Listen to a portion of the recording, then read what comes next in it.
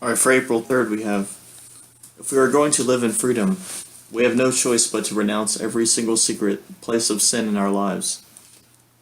So, if we're going to live in freedom, we have to denounce all our freedom by revealing everything that's secret in our privacy. O Lord our God, other lords besides you have ruled over me, but your name alone is the one I want to honor. Isaiah 26:13.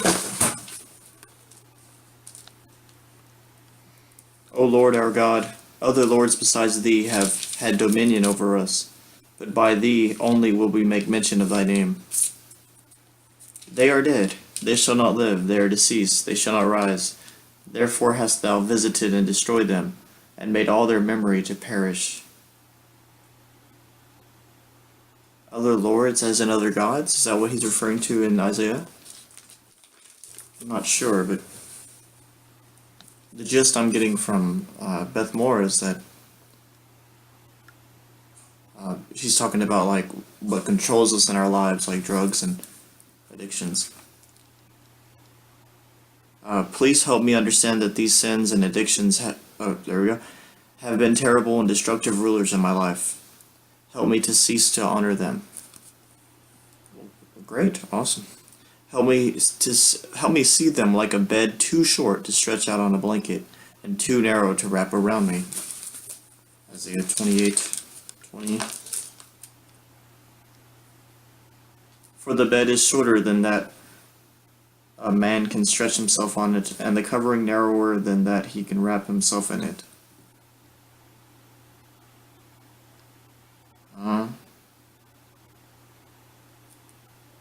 For the Lord shall rise up in it as in Mount Perazim. He shall be wroth as in the valley of Gibeon, that he may do his work, his strange work, and bring to pass his act, his strange act. And therefore be ye not mockers, lest your bands be made stronger. For I have heard from the Lord of hosts a consumption, even determined upon the whole earth. There's never been a whole earth judgment, and never was a flood that covered the entire earth, that killed all the human beings. I think there's a disconnect between what the writer of Isaiah was saying and what Beth Moore is using it as.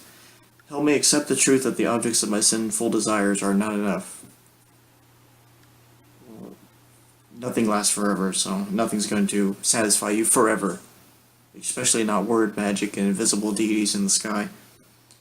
Father, your word tells me that anyone who trusts in you will never be put to shame, except by those who think it's shameful to trust in him. Romans 10:11. If I can find it.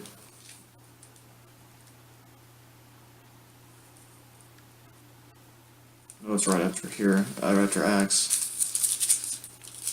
For the scripture saith, whosoever believeth on him shall not be ashamed.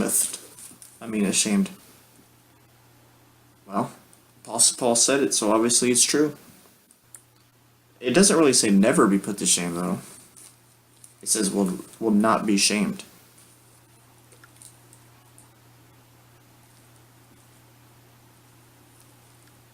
Father, your word tells me... Oh wait, how I celebrate that the time has come to put all shame behind me. Well, that's just great. Get rid of all that shame.